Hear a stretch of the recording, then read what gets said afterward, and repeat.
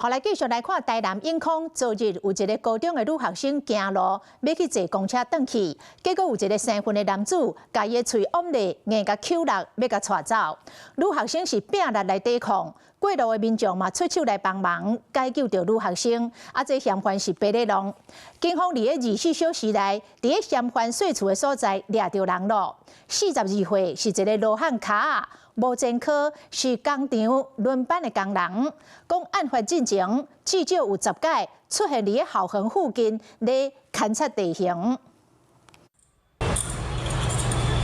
涉嫌在校園外口強掠女學生嫌犯落網啊，雙手互銬掉咧。透過監視器畫面，會當看到案發後，伊穿烏衫牛仔褲，走去附近活動中心牽車逃離現場，較無24小時就互抓到。就我們判斷，應該都是在租處附近。為什麼選擇永康下手？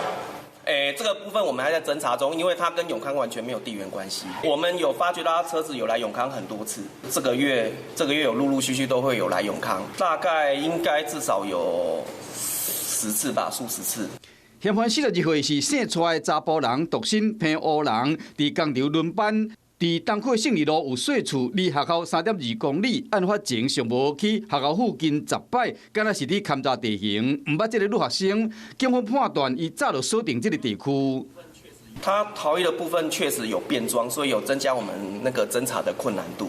那換完裝之後，他就直接回家了。換褲子之後，然後就混淆警方偵辦的方向。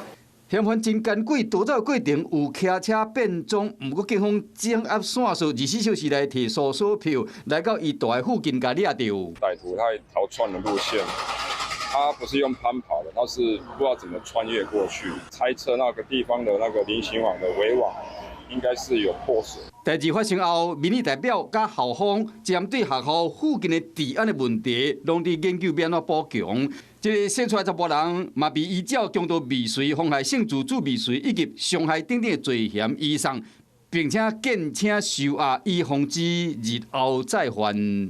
Hello， 我是張新文，想要搶先掌握最及時的新聞資訊嗎？趕快訂閱、按讚、開啟小鈴鐺，鎖定華視新聞 YouTube 頻道。